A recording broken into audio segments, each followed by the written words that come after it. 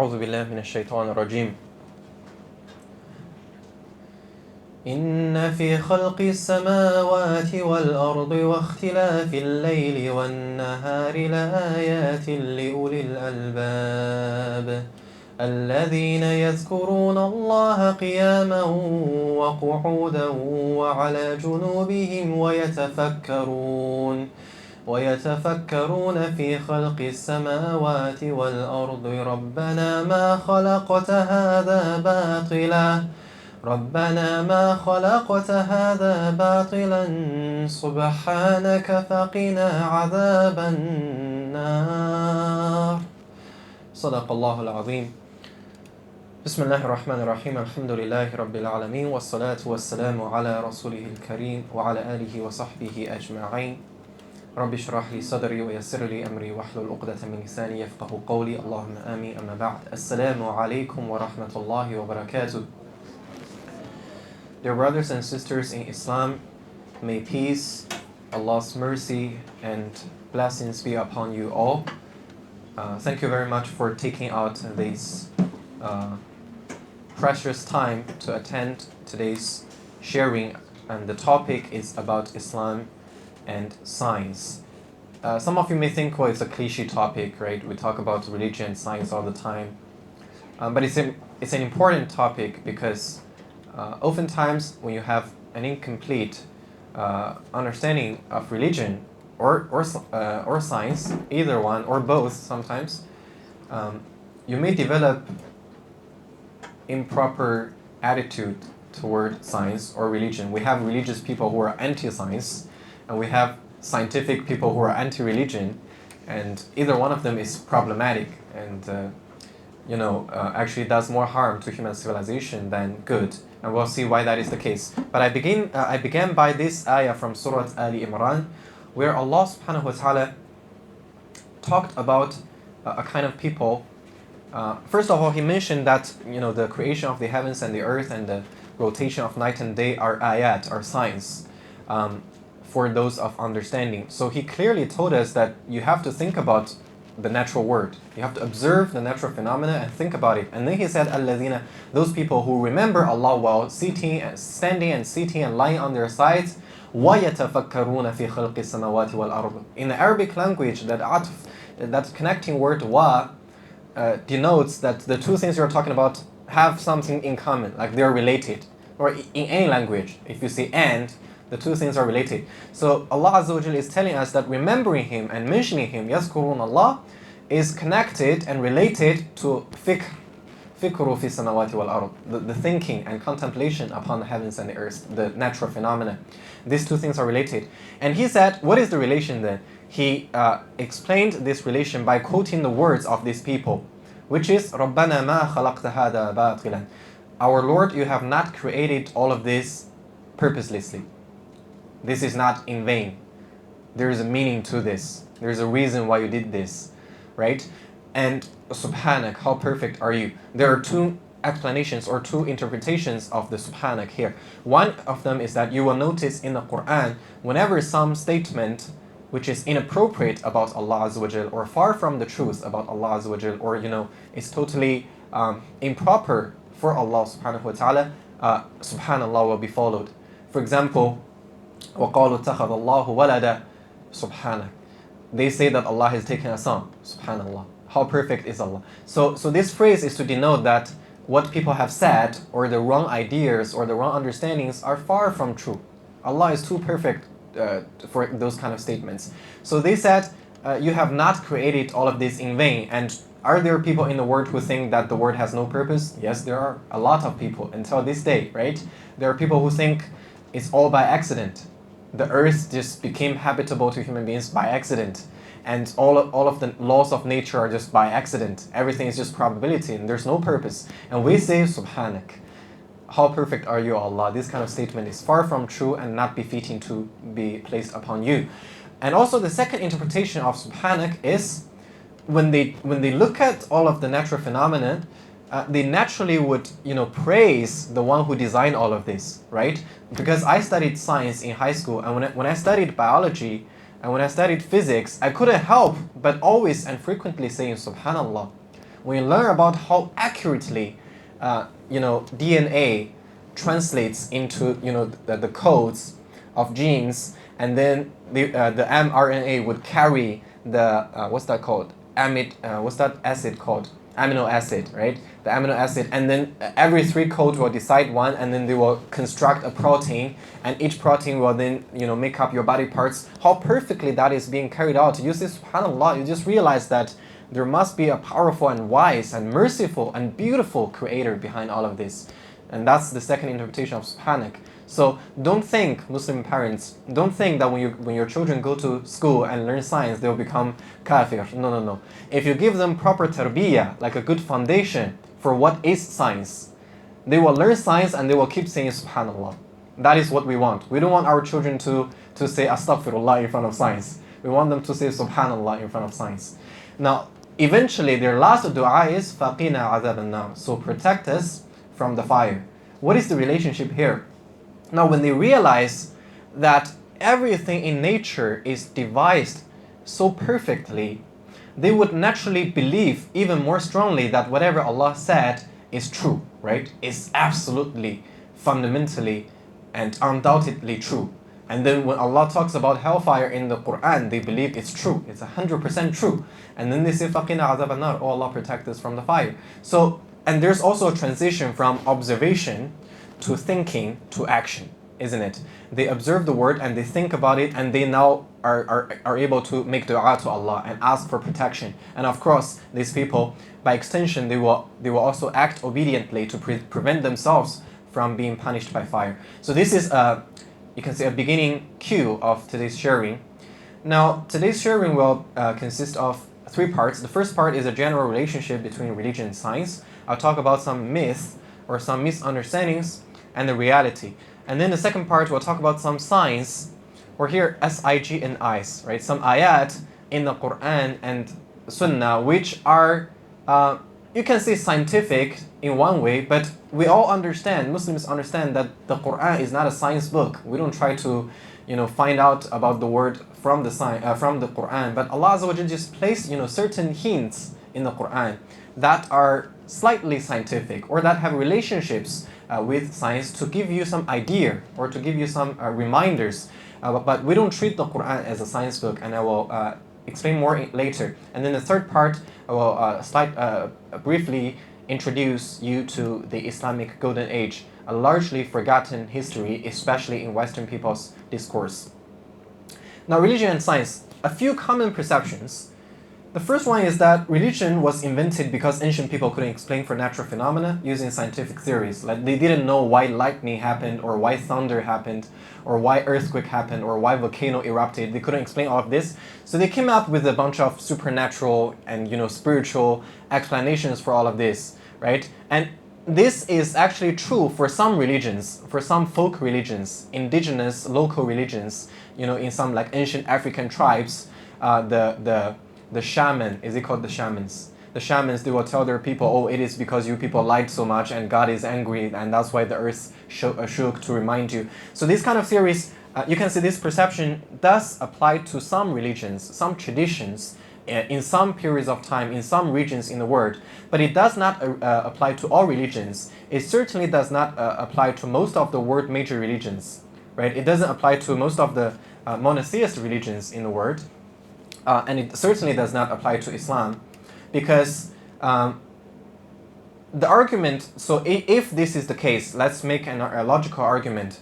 If religion only existed because people couldn't explain for the word scientifically, then you would expect, as science develops, as we know more about the word scientifically, people will be less willing to believe in religion. So more people will be not religious, right? People don't need religion anymore because now we have science, now we have quantum physics, and you would think that people will leave religion as we become more scientific. But when you look at the word, that's not the case. And also, obviously, if you think that religion was only to fill in the blank of ignorance, then the most knowledgeable country in the world, and the most scientific country in the world, the most developed country in the world in terms of science, should also be the least religious. Isn't that the case? But let's look at the United States. it's like a superpower in terms of science. They have sent human being on the moon, and they have sent like a robot on the Mars, right? And they are leading in so many different fields of science. Like you think of China as also a rising superpower, and it's true. We're leading also in many scientific fields. But there are a few technologies like the chips, the chips, and also I think what is it called? Also astronomy. So in terms of sending rockets, and also space station, in terms of this space technology, we're still like 50 years behind. So when you think of America as such a superpower in technology, if this is true, if this statement is true, then it should be the least religious country in the world. Nobody should be religious in America, right? But what is the reality? The reality is about 90% of the US population are religious. About 9 out of 10 people in the US believe in some kind of a religion, some kind of a supernatural or spiritual system. And still, until this day, the US president will say, God bless you, God bless America, right? And they would still write in their bill, in God we trust, not in Trump we trust. So the spiritual connection is still there. And you may say that, well, if you only take the US as an example, that could not be very representative. I agree with you, and I appreciate your academic integrity. So let's look at the words. Let's look at a larger scale. This is an article written by The Guardian in 2018. You have heard of The Guardian, right? It's one of the most reliable media in the UK. And they quoted evidence from Pew Research Center, which is one of the most reliable independent research think tank in the world. So in 2018, last year, they wrote an article and found out that if you think religion belongs to the past and we live in a new age of reason, you need to check out the facts. 84% of the world's population identifies with a religious group. That's a lot. And members of this demographic are generally younger and produce more children than those who have no religious affiliation. So the world is getting more religious, not less, although there are significant geographical variations. Like when I told Chinese people about this, they are shocked. Because like in Chinese people's experience and perspective, they're like, most people are not religious. And I told them that's because about 70% of the non-religious people live in 3 countries in the world: China, Czech Republic, and North Korea. Let's just leave it at that.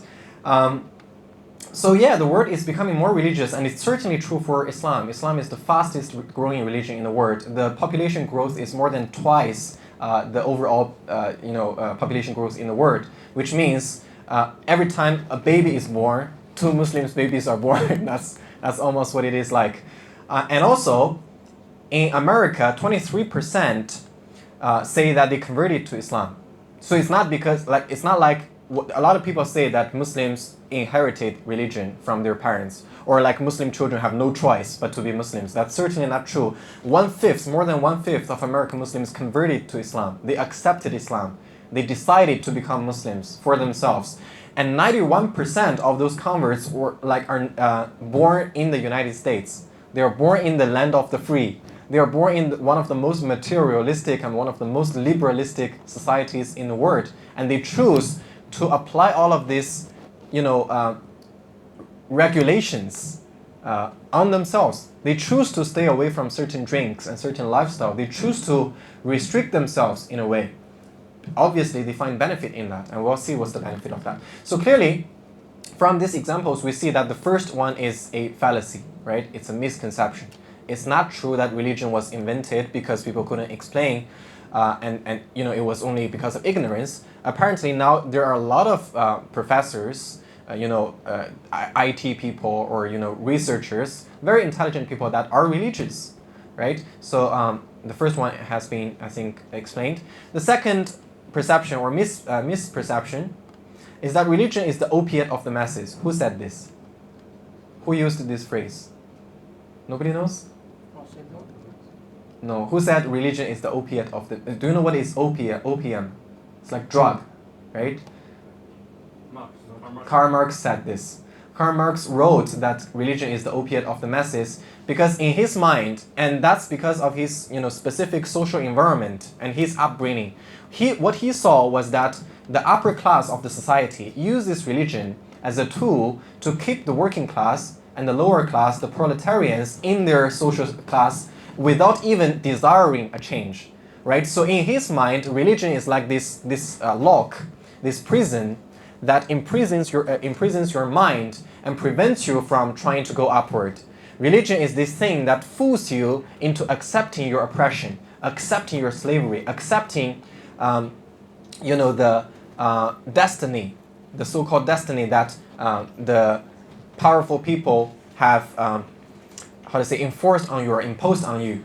And again, this statement is true, is applicable to certain social environment in certain time in the history, because we do know in Hinduism, or at least some branches of Hinduism and in some branches of Buddhism, they have this idea that your life, the situation that you were in when you were born, your life circumstances were decided by your past life, right? This is in Hinduism and Buddhism.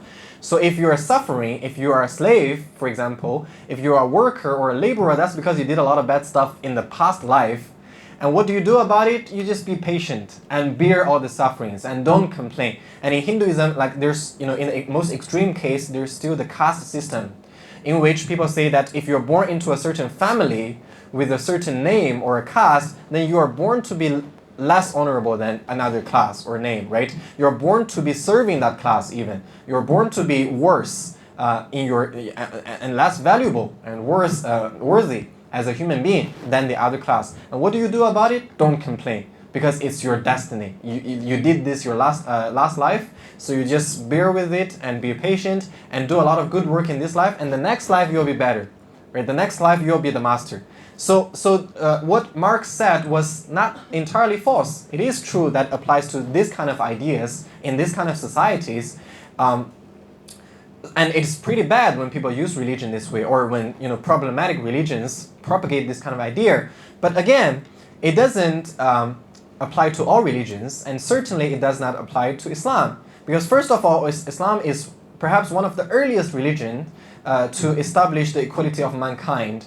As the Qur'an clearly states that in akramakum indallahi atqakum, the most honorable among you are the most God conscious of you, the one who has most taqwa, which is something that you cannot measure and human beings cannot see. So clearly this has already placed us on an equal standing. And Islam is also one of the most practically powerful religion to eradicate slavery from its society. Like all religions, sooner or later they talk about this, but no society has done it so effectively than the early generations of the Muslims. Now, so this one doesn't apply. And also another logical argument, a refutation to this idea is, if you think that people, the ancient poor people, they accepted their faith and they said, you know what, we're born to be poor, we're born to be servants, and we just accept it. And we just hope for heaven, we just hope for the kingdom of heaven and hope for a good next life, and that's it. Then, naturally, you would think that once people become rich, and once their social class elevates, once they become powerful themselves, once they become the master of their own material life at least, then they would not believe in religion anymore. In fact, if that's the case, they would hate religion. They would fight religion. They would want to eradicate religion. Isn't that the case? So again, let me phrase this simpler. If this is true, if religion is to control people and to blind you and to make you immobile, then once people become rich, they will unlock themselves. They don't want religion anymore. They want to be free. But again, this is not the case. This time I'll use the example of China. In 2008, and this time the quote is in Chinese, the translation in English, it's only fair. In 2006, and this is official data, China has about 100 million religious people of different faiths. And again, just a side note, at that time, 2006, there are about 10 million Christians. Okay, remember this number, about 10 million Christians, 100 million religious people, 18 million Muslims. About 10 years later, in 2018, again, official data, religious population is close to 200 million.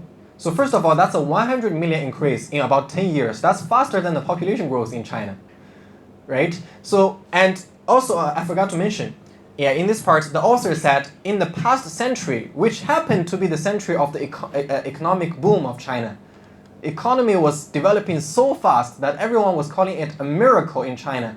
But no, people didn't become less religious, they became more religious. When they become rich, when they can buy cars and houses, they decided, you know what, I need to believe in something. I need a religion now. So it defeats that second misconception. And also, as I mentioned, 10 years ago there were 10 million Christians, and now last year 38 million. So that's a 28 million increase. 10 years ago there were 18 million Muslims, and now 20 million Muslims, right? So a shout out to all the Muslims in China. It's not the social environment that prevented our growth, because the Christians are doing pretty well.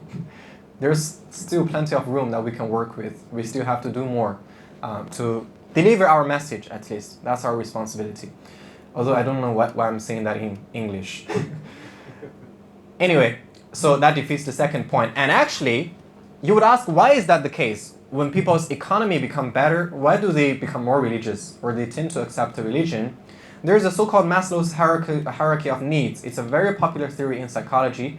So Maslow says that human beings have several layers of needs, or several levels of needs, and the physiological needs, including food and water, and those are the most fundamental needs. Those are not the only needs. So he's saying that a human being, any human being, will not be satisfied with just being full and having a shelter and a place to sleep. No one will be satisfied by that. Human beings are made to desire more.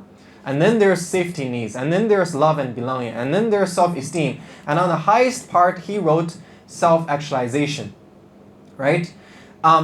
Although this is a popular theory, but first of all, the different kinds of needs we can personally identify with, right? We have all of these needs. So clearly, people will not just be happy when they are rich, when they have money, and like, okay, I'll just live my life like this. I'll just enjoy myself. No, actually, we have so many examples. Like just from top of my head, Jim Carrey. How many of you have heard of Jim Carrey? The one who played the Truman Show, right? A famous Hollywood actor, and he was a comedy actor. He was a funny guy. He once said in an inauguration speech, he said that I wish everyone could be rich and famous and have everything they ever wanted, because then they will know it's not the answer. It doesn't satisfy you. And then Matt Damon, how many of you know Matt Damon? The one who acted in Martian and Good Will Hunting, a lot of movies. Yeah, he played in a lot of movies. The Bourne Identity is exactly. So he got an Academy Award very young, right? He achieved the Oscar Award when he was like 24 or 25, very young age. And then he was interviewed once on the Graham Norton show, and he was asked, like, how did you feel when you got that, the little goat man, the Oscar Award? And he said he actually got teary. He started, having some tears in his eyes. And he said, I felt lucky that I got this award early in my career, because I can't imagine a person giving up his whole life, 50, 60 years, going after something like this, and only then, at the end of your life, realizing it still doesn't fill the hole. It still doesn't fill the void in your heart. He said this on the show. You can check it on YouTube. And also, Robin Williams. How many of you have heard of Robin Williams? Again, a very talented, a great comedian. He also played in Good Will Hunting. He also won an Academy Award. And as a stand-up comedian, he has this talent wherever he goes, and he improvises. He doesn't even plan for his jokes. He just talks randomly, and people will continue laughing. He has that gift. So such a person who brings laughter and happiness to millions of people around the world, he committed suicide in 2014 out of depression, severe depression. So clearly, these people had multiple houses, mansions, and all the luxury cars in the world. They could buy whatever they want. They could be with whoever they want, and they could have all the fun and joy and material gains in the world, but it didn't satisfy them. That's why we believe Maslow is right. We do have all of these needs. And self-actualization, again, it's not something, through these examples I just shared, it's not something that can be earned through worldly status or money. And Allah has already told us this, so we don't even have to go to these examples. Self-actualization can only be gained when you are connected to your purpose, to why you are created. And also, there's a funny new version. There's the most fundamental need, battery life and Wi-Fi. And after that, we have the other needs. So, and again, as I said, it's only a theory because we Muslims can disagree with this sequence. We believe there are, these different categories, but we don't believe that physiological is more fundamental than self-actualization, right? because if you look at Islamic history, did Allah subhanahu wa ta'ala satisfy the Muslims' safety needs, food and water first, technology first, societal prosperity first, or spirituality first? Spirituality first. He gave Muslims yaqeen, firm belief. He gave Muslims unity. He gave Muslims that strong desire to please Allah subhanahu wa ta'ala. He gave them that courage to stand up with simple life, but to declare that I have the truth in the word. And for that, I'm proud. Right? It's just like when Umar ibn al-Khattab radiallahu anh went to Jerusalem to accept the surrender of the what's that called? Archpriest, like the leader of Jerusalem at the time, a Christian leader. And he was wearing clothes full of, is it called rags? Like full of, openings. It was not a very luxury clothes. And he said, so, one of the Muslim representatives in the city came to him and said, Ya Amir al-Mu'mineen, this is a little awkward. You should wear something nice for the occasion. And Umar said, woe to you. We were a lowly people and Allah honored us through Islam. We're not honored by our clothes or what we eat or what we use or what we drive. No. We are honored because of our Islam. We're honored because of La ilaha illallah. So Allah gave the Muslims, the Sahaba and the Tabi'in and the Taba Tabi'in this strong iman first. And then conquest comes naturally. And then prosperity comes naturally. And then science and technology comes naturally. And money and fame is just a small issue. When you have your purpose and when you have that guideline, that framework to tell you what is good and what is bad, everything else becomes easy. So that's just a side note. And also, the third and the most common perception, science and religion are incompatible, right? That's why some scientific people are like, what's his name? I forgot his first name, but his last name is Dawkins. Richard Dawkins, the author of the Selfish Gene. He's so scientific that he's anti-religion, right? We also have religious people. I shouldn't use the word fundamentalist because it has already been misinterpreted and misused so much. But there are religious people who are, narrow-minded, that they are anti-science. Anything related to science is like, an attack to their faith. And both of these opinions are problematic. And science and religion, are they incompatible? First of all, we have to think of where this idea comes from. Actually, it comes from European history, right? In modern academia, we have this thing called Eurocentrism or Western centrism, which is like when you read academic papers about the relationship between science and religion, it's always about Christianity and science and religion. It's always about Christianity and science, as if Christianity is a archetype or representative of all religions, as if Christianity sufficiently includes all the elements of all religions, which is not the case. There are many differences among all the different religions, even if you consider the Abrahamic religions similar in their root. But we do know for sure as Muslims that Islam is fundamentally different from Christianity in many ways. Forget about even the metaphysical differences, like how do we identify Jesus, Islam. All of these are apart. We have historic differences. Our societies developed differently. We experienced different things with regards to science. So that's why Eurocentrism or Western centrism is a problem, especially when you use that perspective as if that's the truth, as if that's like representative of the whole world, of the whole human history. So, but if you understand that, you will understand why Western people especially think that science and religion are incompatible, because they have this history, right? In medieval Europe, what was that period of time called by Western historians? It was called the Dark Ages. Why was it the Dark Ages? This is a painting that scientists were being burned to death. They were sentenced to fire because their theories or their proposals differed from the Bible. And then at that time, the church was the institutional authority of the society, and nobody can speak against the church. The church decides what is true and what is not. And the reason why they would punish scientists that spoke differently from the Bible is because once their theories become accepted, or even worse, proven, and widely prevalent, then people will lose their faith in the Bible. That's what they're thinking, at least. So when you have such a history, then it's natural that you would have developed this hostility or this fear, right? Or this distance with religion. You would naturally conclude that it was religion that prevented science from developing. It was religion that stopped science from occurring in our society. And also, the Western civilization was based on a very important principle called the separation of church and state.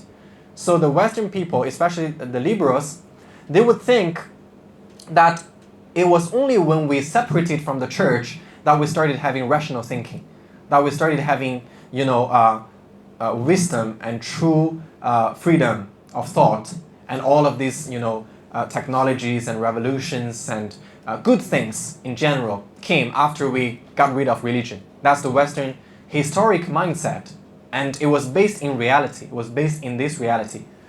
But the problem is, as I said, this is not the only human history. Europe is not the only part of the world.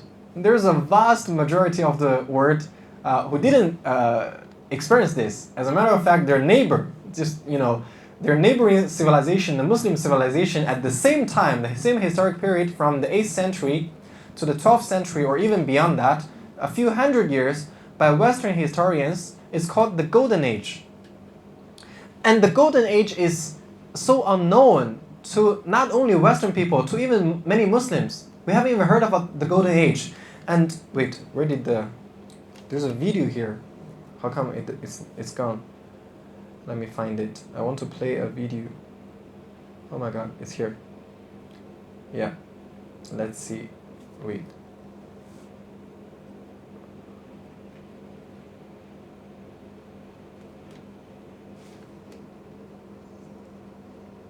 The expansion that he initiated was unbelievably successful. I mean, within 600 years, it was the biggest empire the world had ever seen. And it demolished Byzantine Christianity, which is something that Western people don't even know.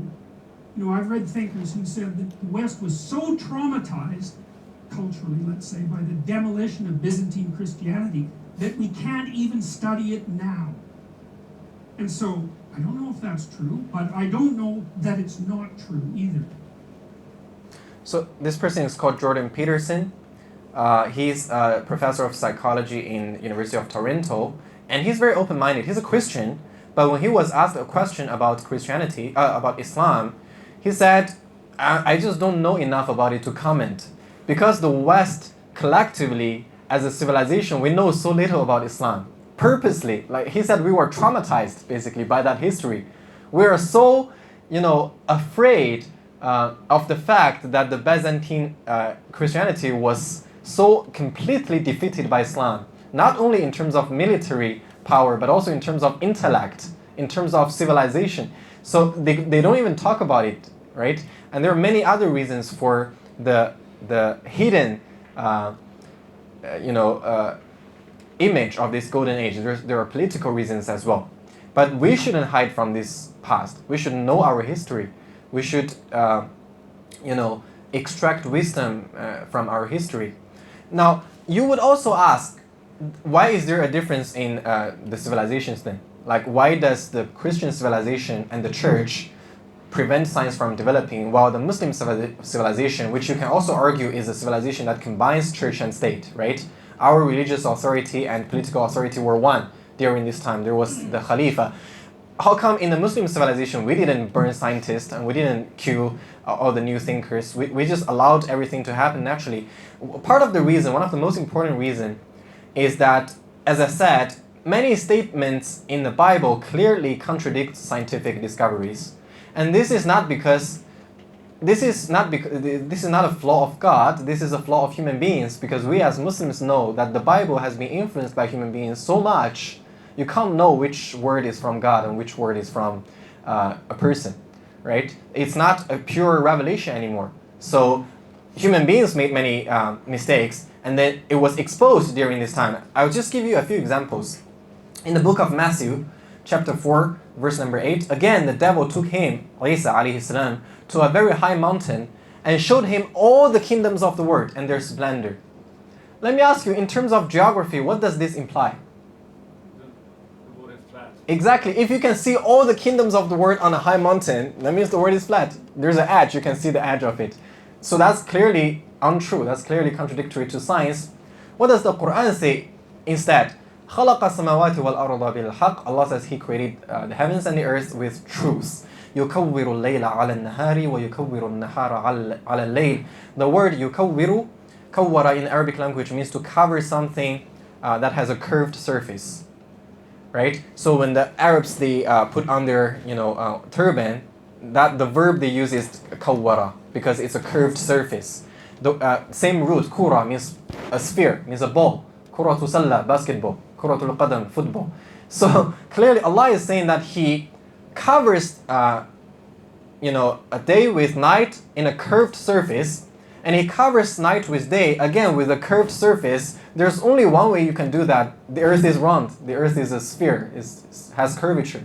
That's the only way, and it's very clear. It's not even hidden, right? He wraps the night over the day. He wraps the day over the night. It doesn't contradict science. So we have no problem if our Muslim scientists developed like a globe model of the world. That's fine. The Quran has said that already.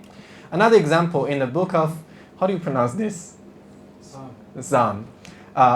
Chapter 104, verse number 5, He set the earth on its foundations, it can never be moved. And modern people are like, awkward. The ground moves all the time, as we know. What does the Quran say? It says, خَوَتَرَى الْجِبَالَ تَحْسَبُهَا جَامِدًا. You think the mountains are rigid and stabilized, but actually, وَهِيَ تَمَرُّ مَرَّ سَحَابٍ. But actually, in fact, they are walking. The word marra literally means to walk or to move, to relocate. They're moving all the time, just like the moving of the clouds. What a beautiful analogy. But the thing is, when we look at the mountains, they're not moving. So there's only one explanation. We're also moving, right, in terms of physics. So Allah says the mountain is moving, so we're not moving. All of us are moving. The mountains and us, human beings, are moving. Then that means the earth itself is moving. That's talking about the self-rotation of the earth. Actually, the earth never stops moving. So the mountains never stop moving. And the moving, look at the self-rotation of the earth. Isn't it just like the rotation of the cloud on the sky? It's just like the same mode. It's a beautiful analogy. So there are more examples like that, but I'll just give you two examples to show that is the reason why Christian West in the past punished scientists, while the Muslim past encouraged scholars. As you learn more, we will understand the Quran more, and we will appreciate Allah more. How great! So go ahead. Now, science in the Quran and Sunnah. Surah Al-Hadid. Allah says, وَأَنزَلْنَا الْحَدِيدِ. We send down iron. And people in the past were like, we've never seen iron dropping from the sky. That would be scary, actually. Like, iron was clearly taken out from the ground. So why did Allah say we send down iron? Why didn't He say وَخَلَقْنَا الْحَدِيدِ? We created iron. That would be more understandable. But actually, last century we got to know not only the iron on Earth, but also the iron in the entire solar system comes from outer space.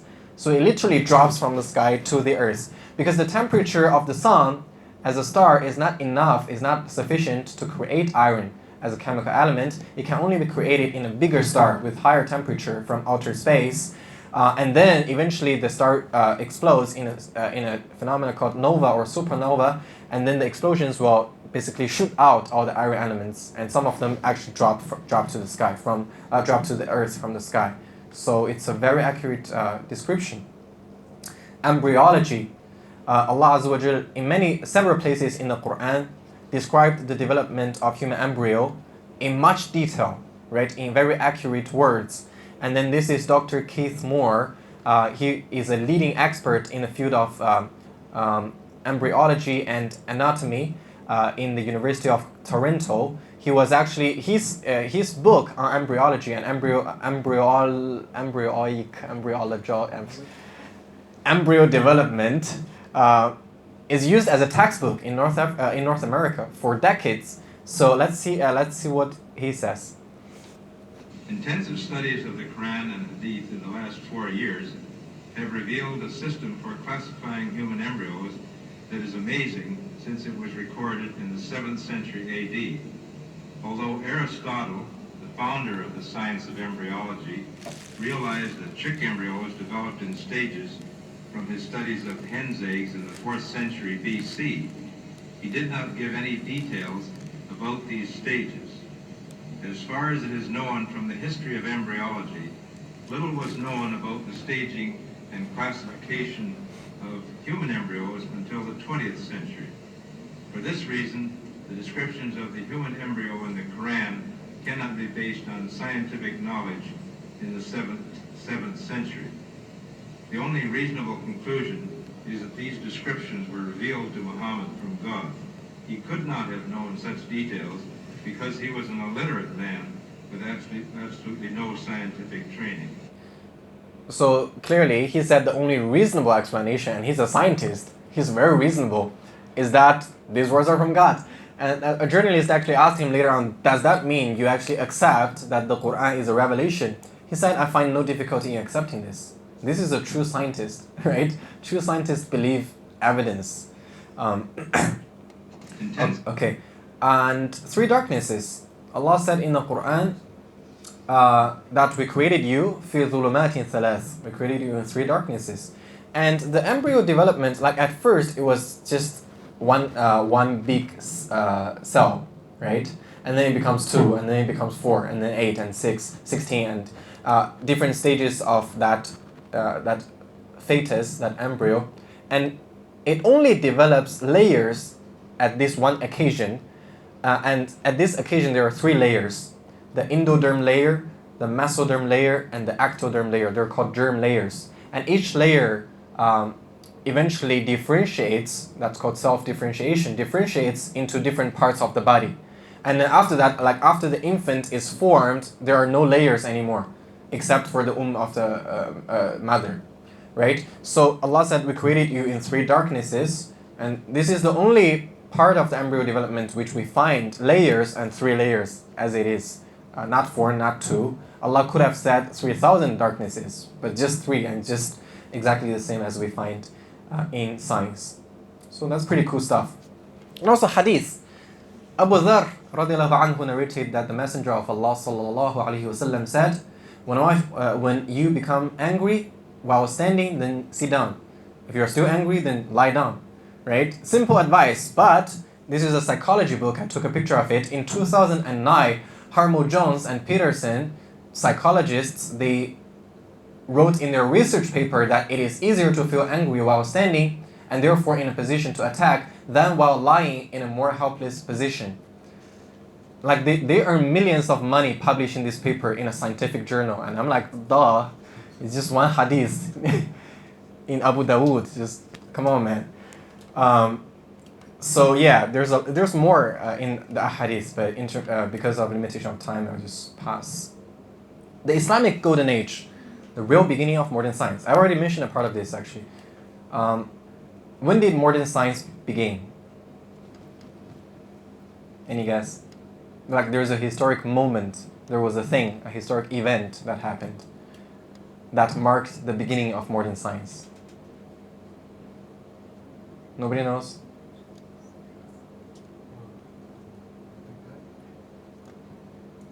Like I remember I mentioned Europe changed very suddenly from the Dark Ages to all of a sudden free thinking. It's called the Renaissance, yes. And it's a French word, so it's okay if you pronounce it badly. It's actually a Renaissance. Yeah, I'm trying to be French. But what led to the Renaissance?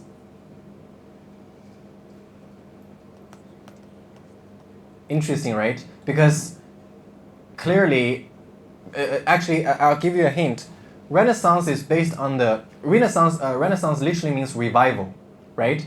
Revival of what?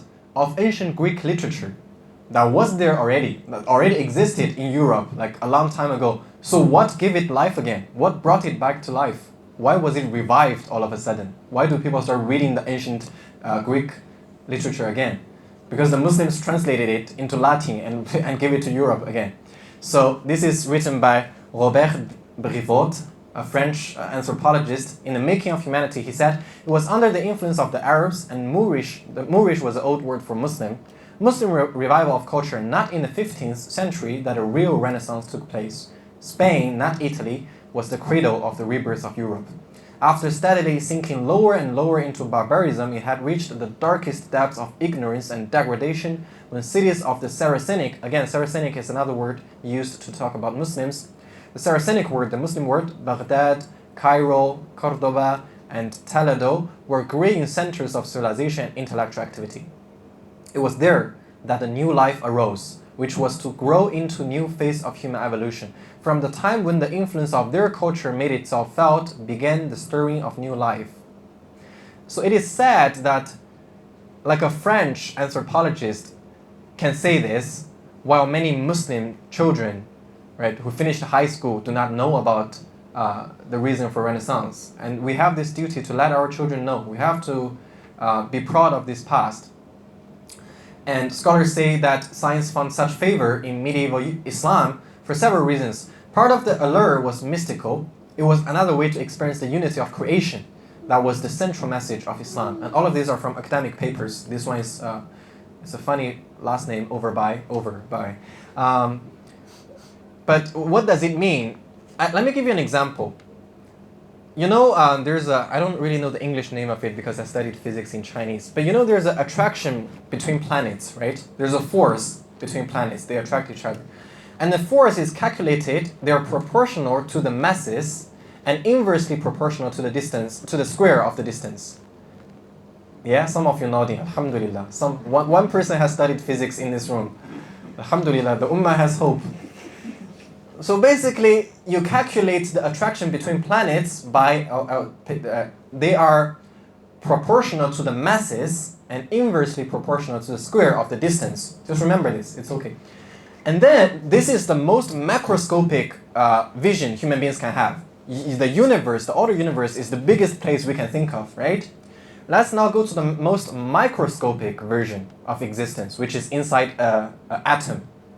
Inside of an atom, we know there is an atomic core.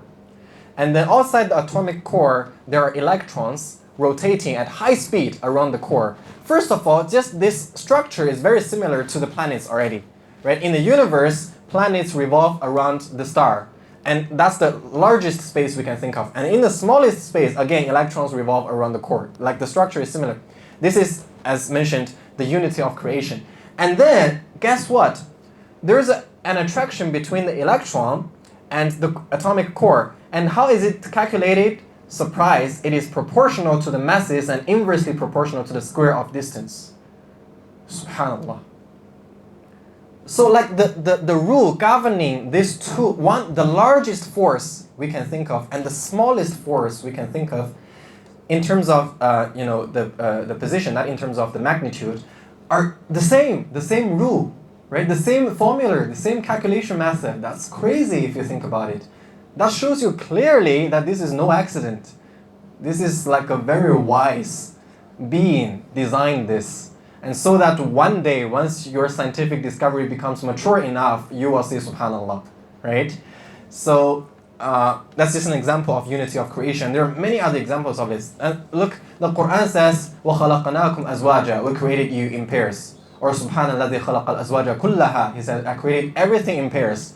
مِمَّا تُنْبِتُ الْأَرْضِ وَمِنْ أَنفُسِهِمْ وَمِمَّا لَا يَعْلَمُونَ, from what is produced by the ground, from yourselves, and from things you don't even know. Surah Yasin. So, at first, early people would think, okay, Allah created us in pairs, that means men and women. And then later on, we find what? Positive electronic charges and negative electronic charges. Positive ions and negative ions. Everything is paired. Subhanallah. And that is actually, a motivation for you to appreciate Tawheed. Like everything is dependent on the other pair. Right? Only a positive charge cannot exist. Only negative charge cannot exist. They have to balance each other out in any matter. Only Allah can be purely independent. That's subhanallah. Okay, religious rituals of Islam require scientific knowledge. So right now, if you want to know where the Qibla is, you pull out your phone and Muslim Pro, right? But 700 years ago, 800 years ago, when a person in Baghdad wants to know which way is which way is the Qibla, he has to use a device and look at the star. So this pushed the development of astronomy and mathematics and algebra. It should be, what's the other one about the shape of mathematical shapes? Geometry, exactly. You need to know geometry to calculate, right, the distances and everything. So the rituals of Islam actually encouraged scientific discovery. Just a few examples, many of you probably already know. The English word algorithm come from the Muslim mathematician Al-Khwarizmi. The word algebra is named after his book Al-Kitab al-Mukhtasar fi Hisab al-Jabr wal-Muqabala. And the influential Renaissance scholar Giordano Bruno, Italian guy, was a landmark figure in the history of free thoughts in Western discourse. And another Western historian, Francis Yates, argues that Bruno was deeply influenced by Arab astrology, particularly the philosophy of Ibn Rushd Averroes. Professor Emeritus, which is a fancy word for retired professor of astronomy and of the history of science at Harvard University, Dr. Owen Gingerich, said the whole idea of criticizing Ptolemy and reforming his model was part of the climate of opinion inherited by the Latin West from Islam. Right? So there's so much to say about what Islamic civilization contributed to modern human civilization and to modern science. And then you don't hear about this in high school science textbooks normally, right? There's a almost unproportional omission of Muslim contribution, and we need to consciously change that, right? In our own capacity. And again, I'll mention that there's an exhibition in Macau right now called 1001 Inventions and the Arabic Civilization in its Golden Age. It's in Macau until 27th of October. So the ticket is very cheap. It's like 20 Hong Kong dollars. And if you're a Hong Kong citizen, going to Macau is very easy. So do find some time, take your kids or take your cousins, take your family members to go see this exhibition. It's great. It will teach you a lot. For example, it talks about the House of Wisdom in Baghdad, Baytul Hikmah, which was the center of knowledge. It was like a collection of all advanced technologies and theories in the world, right? At that time, the international academic language was Arabic, just like now it's English. Now a Chinese guy, if he wants to write an academic paper, I have to write in English because that's the dominant language. But back then, even why is Sahih al-Bukhari is written in Arabic, but Imam al-Bukhari is from Bukhara, right? It's Central Asian. He spoke something like Russian. He's not Arab. And then there are many other scholars, Sheikh al-Albani, who graded many ahadith. He's not Arab.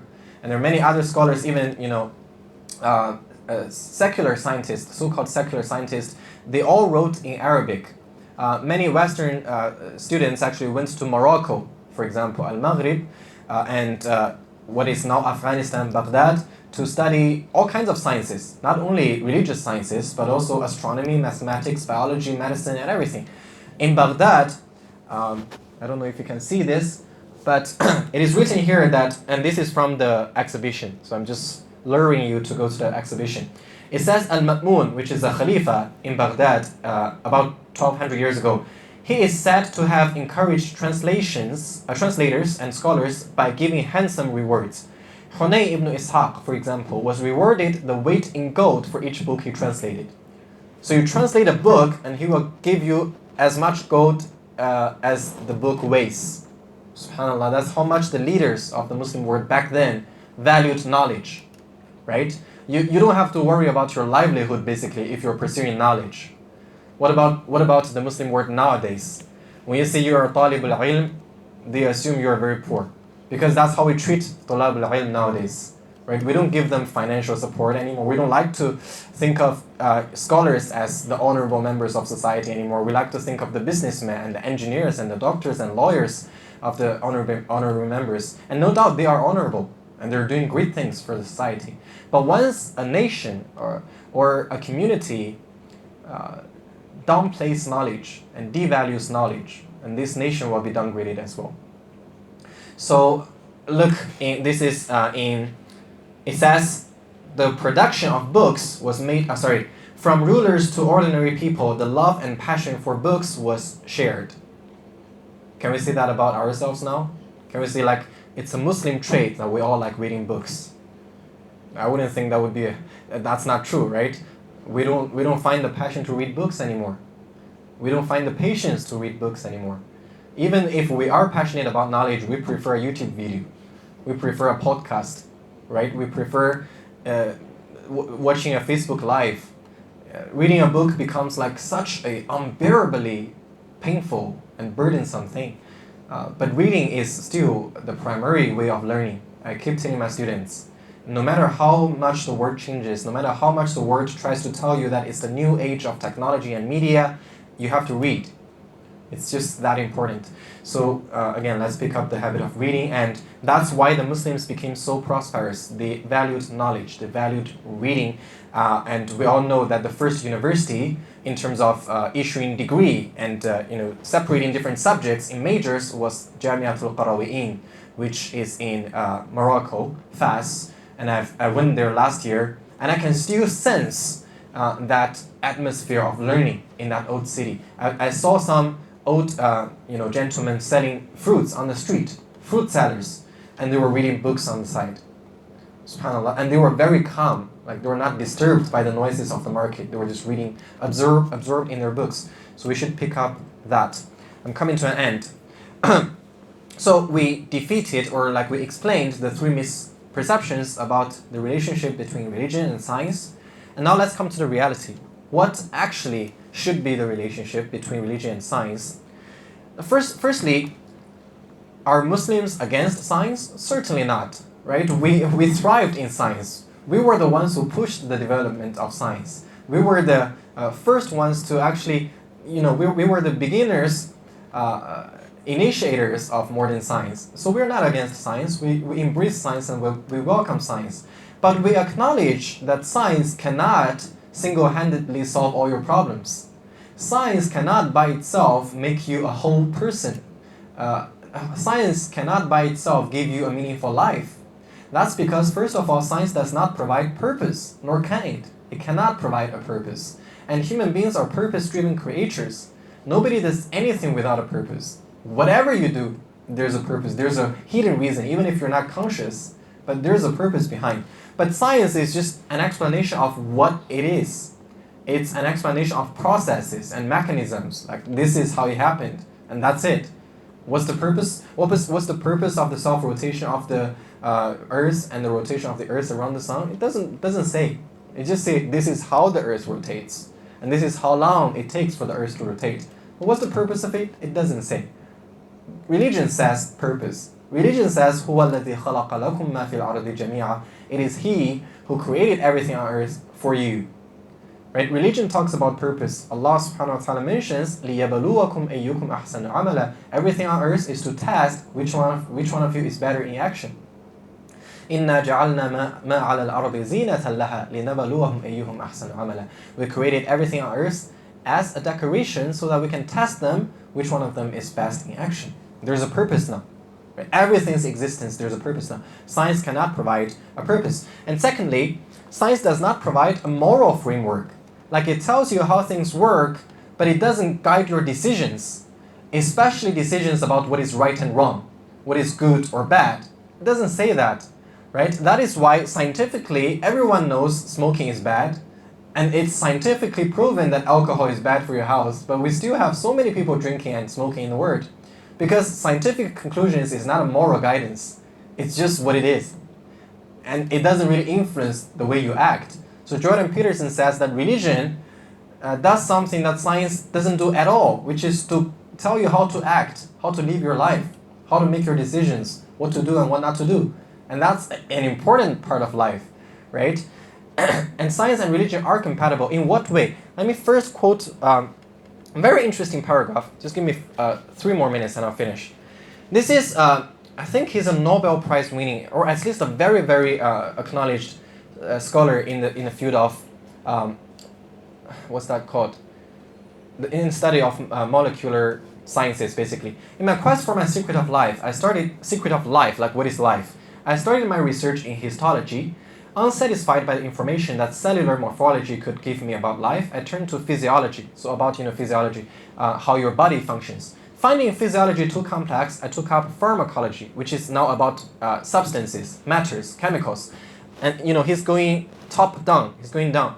Still finding the situation too complicated, I turned to bacteriology, one particular kind of substance. But bacteria were even too complex, so I descended to the molecular level, only molecules now, studying chemistry and physical chemistry. After 20 years of work, I was led to conclude that to understand life, we have to descend to the electronic level and to the world of wave mechanics. But electrons are just electrons and have no life at all. Evidently, on the way, I lost life. It had run out between my fingers. So this is something, look. Zent Jorgi describes today's problems of science, the inability to integrate results and concepts that come from different approaches and levels of analysis. So science is a very fragmented way of looking at the world. When I look at astronomy, I'm only looking at astronomy, as if it has nothing to do with my biology. And when I study my biology, it's as if it has nothing to do with chemistry. So we only study things in a very fragmented and decontextualized manner, like A is A and B is B, and A and B are disconnected. Uh-oh, this is terrible. I have no power left. Uh-oh. Yeah, there's only one slide left, so alhamdulillah, I think that's still okay. So eventually, that is why when the Prophet ﷺ was asked about ruh, soul, what did he say? He said, it's the secret with my Lord. Only Allah knows what is life.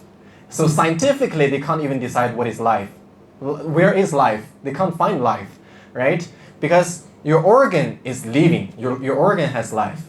And your cells have life. And even some of the organelles in your cell have life. But then when you go further down to molecules and then to electrons, they have no life. Where did life go? All of a sudden, like there's a gap between life, living things, and non-living things, and you can't find where that is.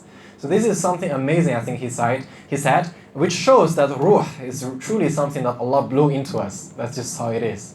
You can't find life. Allah just gave it to us, right?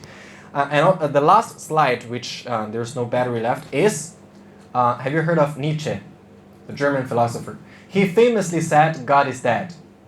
And atheist people who didn't read Nietzsche, who are ignorant, think of this statement, God is dead, as a celebration of atheism. They think that Nietzsche is saying, like, it's a good thing, perfect, great, God is dead. Now we can use our rational thinking, now we can use our senses, now we can use science to build our own humanly comprehensible, beautiful new world. But that's not what Nietzsche said at all. If you read what he wrote, the statement, God is dead, is actually mourning. His statement, God is dead, is actually a sad, very depressed, and pessimistic and painful statement. Because he said, once God is dead, human beings, you have to create your own value systems to sustain your meaning. Because you wouldn't have meaning anymore if you don't have God. And he predicted nihilism, which is a very prevalent modern problem. Modernism, in philosophy, modernism leads to relativism. Relativism is, nothing is really right, nothing is really wrong, it's just a matter of perspective, right? Everyone has their own decision. This is liberal relativism. And then relativism eventually leads to nihilism, which is there's nothing right, there's nothing wrong, there's nothing true, there's nothing false. It's just a matter of perspective. Remember Dr. Jonathan Brown from Georgetown University, from Yaqeen Institute, he once came to Hong Kong, who talked about human rights. And he said, what it has come to in the United States. If a person says, I want to set myself on fire and burn myself to death, an average American would say, well, if you don't harm anybody, then go ahead and do it. Because everything is acceptable because there's this nihilist thinking. There's no meaning, there's no purpose. You can do whatever you want as long as you don't harm any other people. And clearly, any human being with a little bit of conscience knows this is wrong, this is problematic, there's something wrong about this. So Nietzsche, he actually expressed the idea that human beings have this innate tendency or this innate need to be connected to a higher meaning, to a higher being, to a transcendental value system. And if you don't go to God for that, you have to create your own. And experience has shown, history has shown, human beings are incapable of doing this. We're not able to create our value systems. We've tried. Hitler tried to establish a value system that the Aryan people are the highest people, that racial cleansing is the meaning of life, that to maintain the purity of our race and to make sure that our ideology prevails is the meaning of life, and how terribly the results are, right? And many nationalism in the 20th century in the Soviet Union was that way. They tried to create meaning in totalitarianism, in ideologies, to give people a group identity, to give people a sense of connection to a bigger group, and so that maybe your life will be meaningful, maybe your life will be worth living. Temporarily, yes, maybe. There were very passionate Communist Party members. Cut this part off. There were very passionate Nazi members. There were, scientists in Auschwitz torturing women and children, and they found meaning in that. And how terrible are the meanings we human beings created, right? So when you look at the 20th century history, you are so clear that we're incapable of creating our meanings, and the meanings we create are ugly and impractical and have terrible consequences. So based on what Nietzsche said and what we've seen in the 20th century and the discussions of the modern philosophers, we know we need God. You can't live without God. Or let's say you can't live in a human manner without God. You can still live like a Satan. You can live, that's why there are so many satanic actions in the world. When the guy goes into a mosque and shoots 49 people, that's satanic. More than 50 people. That's devilish, because you have no meaning anymore. There's no purpose. There's no guideline. There's no framework. So we need God and we need religion, and that is the conclusion. Another side thing, one last thing, I promise, 1 minute, I want to say is this. So the emphasis on scientific development was almost as if it was a reaction to the oppression of the church. For hundreds of years, they were oppressed, science could not develop, and now industrial renaissance and intellectual development, and now it's like everything is about science and the material world and the visible world and enjoyment and utilitarianism. And then when this goes to an extreme, now we need to react to that again, because we need to maintain balance as Muslims.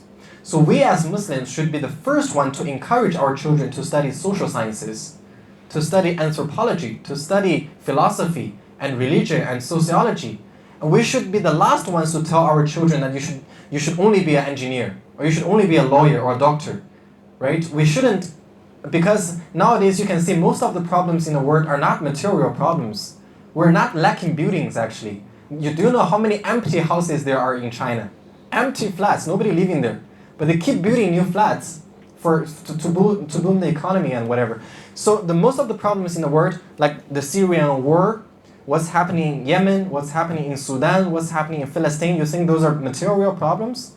Is it a lack of technology? Is it a lack of engineers? No, it's a lack of human conscience. It's a lack of meaning and what is right and what is wrong and what is good, what constructs human society.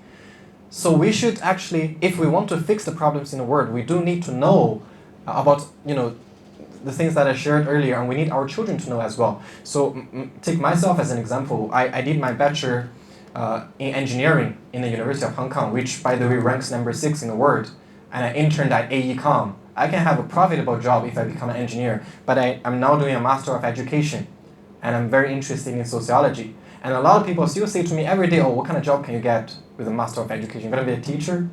Or, what can you do with sociology? What's the use of sociology? All of these statements, and I say, no, I changed my focus because I see most of the problems in the world are spiritual problems. I'm still an engineer, but I don't intend to construct buildings anymore. I intend to construct human hearts again. Inshallah ta'ala. Let's also intend that. جزاكم الله خيرا for listening. سبحانك اللهم وبحمدك أشهد لا إله إلا أنت أستغفرك وأتوب إليك وصلى الله وسلم وبارك على نبينا محمد وعلى آله وصحبه أجمعين. السلام عليكم ورحمة الله وبركاته. I don't want to exhaust him a bit more. It's okay. Any questions? I'll give you 5-10 minutes. Any questions? It's a huge topic. I know there's a lot to digest. Physics and physics. Okay, I've got a question. You talked about the fact that the Qur'an was the main drive force in the Golden Age. Yeah. Just a message to ourselves and especially those with kids. A lot of focus for parents, and it is a good focus, is that they want their kids to memorize the Qur'an. Yeah.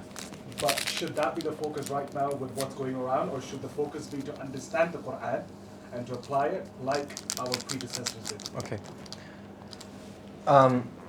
This is actually commonly asked question, like should we prioritize memorizing the Quran or should we prioritize understanding the Quran? And the answer usually given by scholars is also common. The answer is also common, which is we have to understand that the purpose of memorizing the Quran is to better our understanding of the Quran. The purpose of memorizing the Quran is so that every day you can recite different parts from the Quran, and recitation is supposed to be contemplation at the same time. Right? Recitation to the early Muslims was not just making sounds, it was a thinking process. That's why they cry so often. It was said that Abu Bakr radiallahu anh, every time he leads prayer, he used to cry. And people were almost fed up with that. But that's because he thinks about what he's reciting. So it is important to memorize the Quran. And I read actually an academic article about this. It's a response to the Western critique that you Muslims only know about memorizing. This Muslim scholar said, we do sometimes impose on our children even, hardcore memorizing. But who told you that's the end of their journey of learning? That was just the preparation stage, right? And then they want, because their children's memory is best, people's memory is best when they're children, and this is psychologically proven. So we try to let them memorize as much as possible when they're young, despite the level of their understanding. If they can understand, alhamdulillah, that's great. But if they can memorize first, they will be able to understand later, sooner or later. And the earlier they memorize, the more time they have to repetitively think and understand, right? So I think in short, our memorization is for understanding, right? These two things go together. They're tied. You cannot separate one from the other. And Muslim children should encourage Muslim parents should encourage your children to do both, memorizing the Quran and understanding the Quran. Allahu A'lam. Yes, sister. So in high school biology, there's a chapter called evolution, right? Yeah. And it's a really long chapter and it's considered very important. But how are we supposed to take like the Big Bang theory and life starts from water? We can't believe in that because it contradicts what religion says. So how are we supposed to take that? First of all, evolution is still called a theory, and every theory is falsifiable. And this is actually the nature of science. Every theory is falsifiable. And my high school chemistry teacher has a line that he always says, under normal circumstances. 通常情况下. It's always 通常情况下, not under normal circumstances. Because he knows, as a professional in chemistry, there's always exception. Like, under normal circumstances, this is how the chemical reaction would happen. But with some, bizarre, weird condition, it can happen otherwise. So there's always exception, and the same can apply to biology and physics, etc. So first thing you need to understand is that evolution is a theory. It is not proven by evidence. There are many missing links, as they call it. There are signs. There are some, you can see materials that can support the theory, but it's far, far away from proven. That's number one. And number two is the Darwinian evolutionary theory has now become so diverse. Like the evolutionist scholars have many differences of opinion in their understanding of evolution. And the Muslim scholars, for example, on this topic you should watch Sheikh Yasir Qadhi, who has a degree, a PhD, I think, in biology from Harvard University. And he said, are Muslims against the idea that some features, some traits of your biology can develop along with time with your environment? No, that we can accept. And that is actually not contradictory to any statement in the Quran or Ahadith. So, for example, some birds, when they go to a colder place, they develop more fur. Okay, alhamdulillah, that's fine, no problem. What we do not accept is actually a very minority opinion in the Darwinian theory, which is like human beings came from the chimpanzees. And there are now more and more evidences against this than for this. For example, I'll give you two names. You can search for it. One of them is Noam Chomsky. You may have heard of it. He's a linguist. In the 20th century, he discovered universal grammar. He found that human beings have an innate faculty for language that no other animal has. Theoretically, if, according to the Darwinian theory, if all animals came from the same source, like single cellular organisms, then at least there should be some other species that have at least a lower degree of language, but none whatsoever. Only human being among billions of species on Earth, has the ability to speak a language. So this actually negates the Darwinian evolution theory. This is one. And the other, I think it's Dr. Jackendorf. His last name is Jackendorf. I forgot his first name. He's also a linguist.